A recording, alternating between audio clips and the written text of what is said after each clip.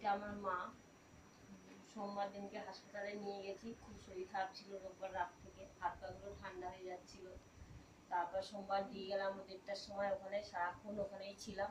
সন্ধ্যাবেলা ডাক্তার বলেছে ট্রান্সফার করতে হবে, তা সেখান থেকে আমি ট্রান্সফার করিনি, বাড়ি নিয়ে চলে এসেছি।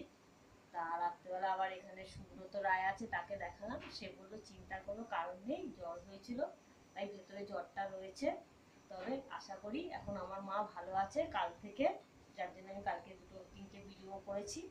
আজকে আমার মা খুব ভালো আছে।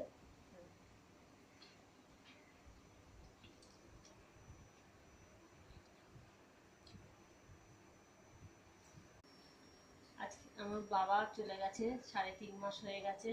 মা এখনো খুঁজে বেড়ায়, আমার মা জানেই না আমার বাবা কোথায়। তাই আমার চাই যে সবাই মা বাবাকে যেন ভালোবাসে, মা বাবাকে না মানে শ্রদ্ধা করে, সেইভাবে সবাই